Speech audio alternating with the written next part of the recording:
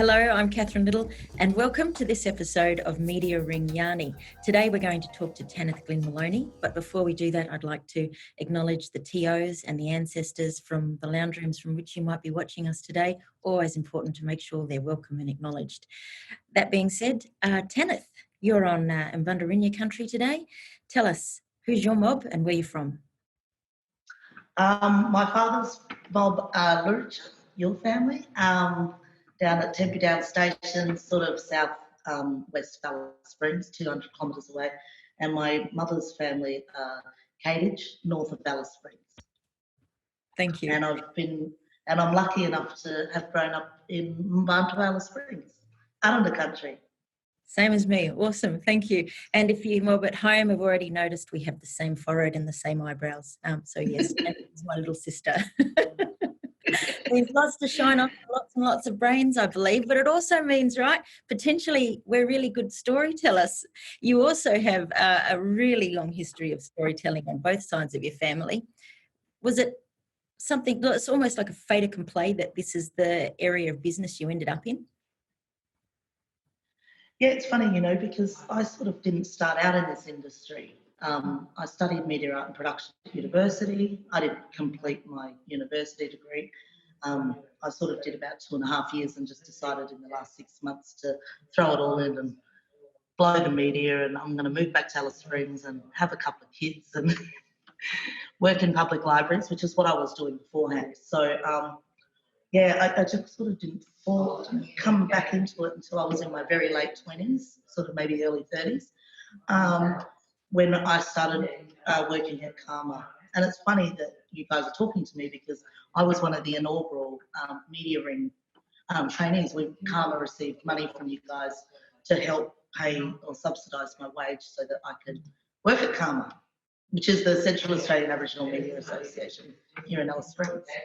So I started doing production stuff there with my younger cousin. So he just finished year 12 and went straight into a traineeship as well at Karma. I'm not sure if Media Ring supported his one, but we just started working together, and now we have this company and this office here in Alice, and we're pumping out some stuff. Yeah.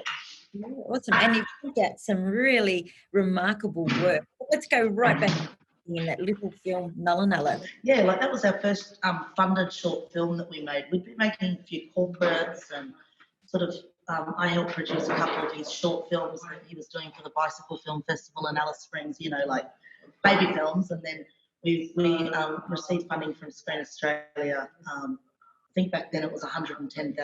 That was a significant amount of money for us. We hadn't had anything that sort of substantial. And, it's a 5-minute short film. But, Alice Springs, we had to fly everybody in. We got actors in, and we tried to cast and crew as locally as possible. But, yeah, and it actually did pretty well. It had a lot of success, premiered at the Berlin Film Festival, went on to win the Actor Award for Best Short Film that year. And then because of its success, Dylan and I's career has been well supported. It's kind of like you've got to have that shit hot first short, and then people care about what you're doing next, Yeah. So tell me, Nulla, where did you come up with the idea from that? Because I always think of Nulla and the word run as the same thing. Run fast, that's in 2 words. Yeah, well, Nulla is just a generalised term that Aboriginal people use for digging stick or in our case, a weapon. And it was just this idea of these two nanas having a jealous fight about the same husband, and that's that big reveal in the end is that they're fighting over the same man and they're both married to him, And that doesn't happen a lot anymore in Central Australia, co-wives and sister wives and stuff like that. But, there's that odd sort of sometimes it does happen. And that was our main thing, was just that we wanted to have these two nanas with these nullas just whacking the shit out of each other. But funny and gorgeous and sort of insight into Aboriginal community. And since then, obviously, your career has grown and grown and grown. Was there anything about the direction you wanted to take it in, or as sort of an underlying need to tread a certain path, or are you just sort of letting the wind take you where it blows you? Just letting the wind sort of take us. Documentary is sort of Dylan and I's first passion, because that's what we were doing, back, working with NITV and doing lots of small docos with them, and that was sort of how we cut our teeth and started making longer form documentaries. Dylan and I have both made separately 2 feature documentary films. His one was about the Fig Desert Race, which has done really well, and is a real crowd pleaser. And I did She Who Must Be Loved, about my grandmother Tanith Glynn, who founded Karma. But no, I think it's important for filmmakers, especially I think not just Indigenous filmmakers, but filmmakers as a whole in Australia, is that you can't just have one thing. You can't just have one niche. You can't just make documentary. You have to be cross-platform. So you have to do online, and you have to do drama, and you have to do comedy, and you have to do TV, and you've got to do documentary, and you have to do cinema. You can't just stick to one thing. There's not enough money in the world. Yeah, I want to get back to She Who Must Be Loved, and the role, I guess, Black creatives have had and Black storytellers have had in changing national dialogues. And I think one of the awesome parts about that documentary is it goes back in time and has excerpts of what media used to look like and how Aboriginal people were framed. And then this explosion of our media and the difference and the vibrancy and the positiveness. And you could just feel it resonating through the screen. When you did that documentary, did you get that overwhelming sense that the world truly had changed a bit since the emergence of the Black media scene? I grew up with Karma already existing. So for me, positive images with blackfellas and stuff, that already existed for me. But Auntie Erica, who directed the documentary, that was a really important thread that she chose to put in. And because look, we're still portrayed drunks and everything in the media, in national media today. I'm not saying that still doesn't exist, because it absolutely does. But, I think it was really important that for Erica to have that thread going through, and just to be really blatantly this is why Karma was set up, and this is the positive impact on all Aboriginal people. And, and not just in Alice Springs.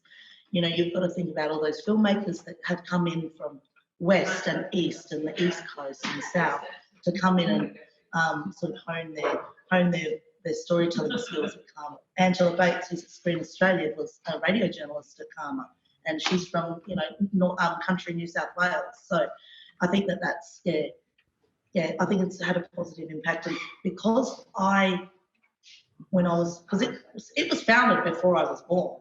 It was founded in 1980.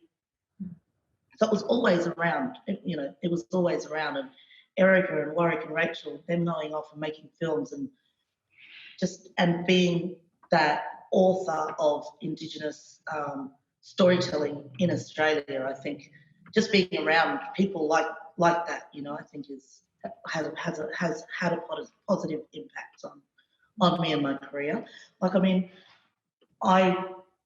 I only want to tell stories about blackfellas. I don't give a shit about anybody else, And I think that all Aboriginal filmmakers and storytellers have this thing deep, and they should have this thing deep inside of them about, am I the best person to tell the story? Is the story that I'm telling positive for Aboriginal people?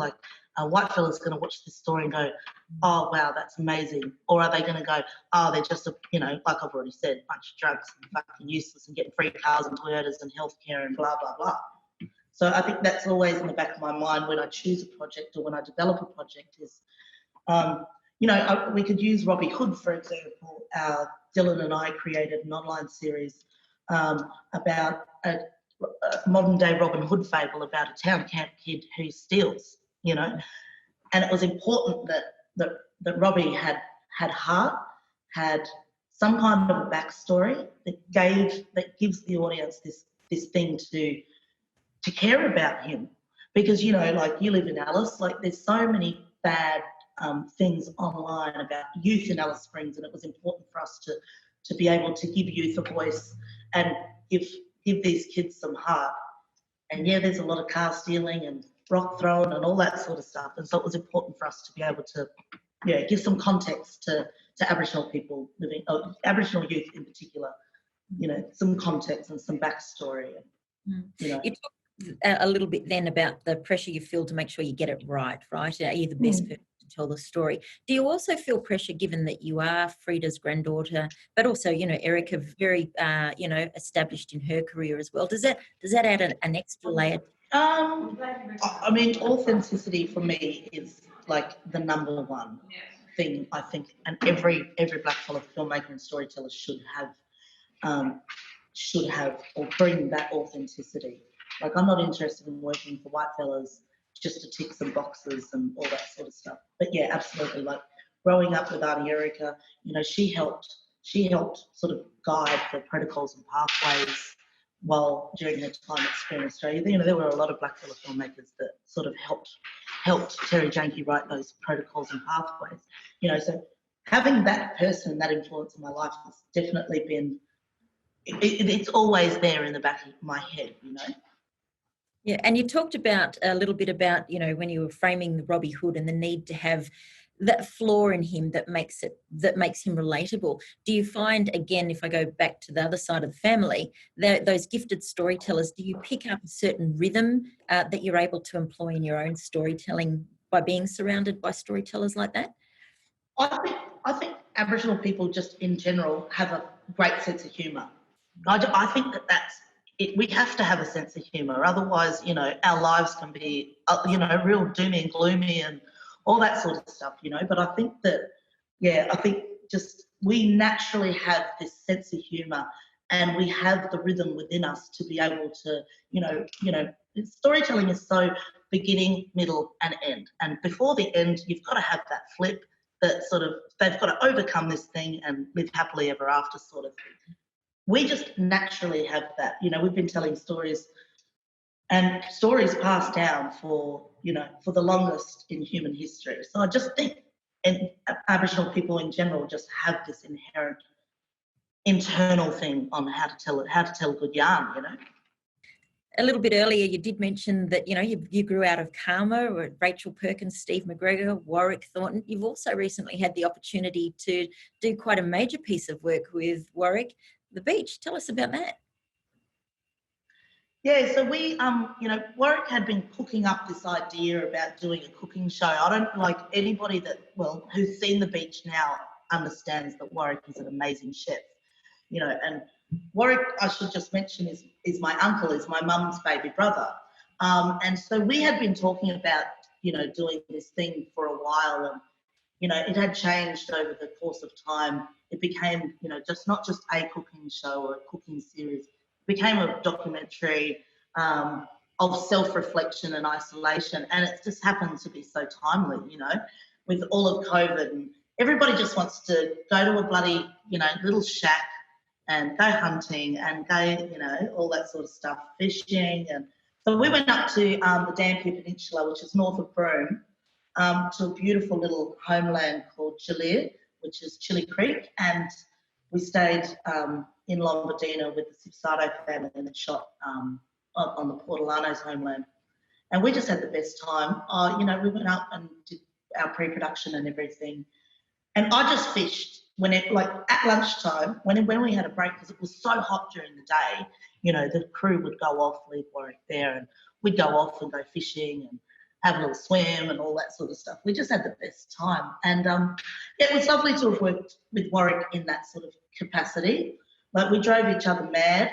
And Dylan, of course, my cousin and my business partner, was the DOP on that shoot. So, no, we just had a good time, eh?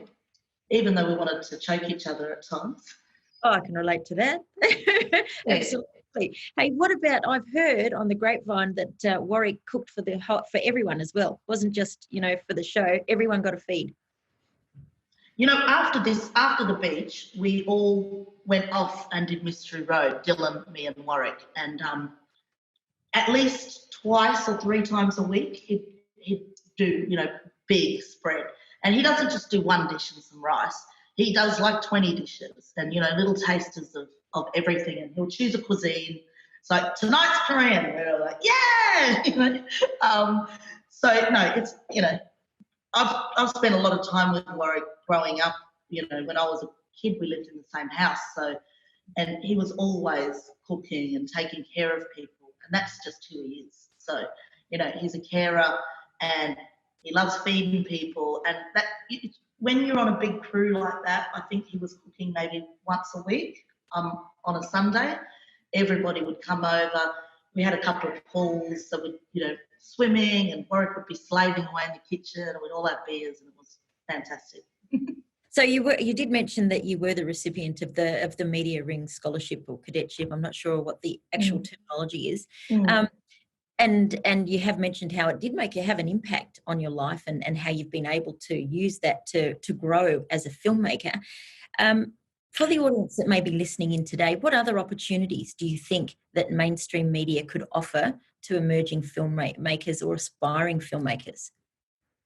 I mean, you just have to look at, the Today Show or one of those breakfast shows. They've just been, someone's taking them to court because of the way that they portrayed Aboriginal people. And, this is like, I think that when these bigger companies that have these sorts of shows and have a voice or, are portraying us Aboriginal people in a certain way, they've got I think by having more Aboriginal people in those positions and being able to move up the ladder and having positions of power, the dialogue around Aboriginal people and the way that we're portrayed in media will eventually start changing, and I think that that's why, Media Ring, I know, puts a lot of people in those types of bigger companies, bigger media organisations. Mine's very minute compared to where there are a lot of, journalists and trainees and all that sort of stuff are going to, those bigger sort of Channel 9s and Channel 10s and Channel 7s. And the reason why, I think, is because eventually when we start having Aboriginal people in positions of power, especially around these big media organisations, that will then change the way that Aboriginal people are portrayed in the media landscape. I agree.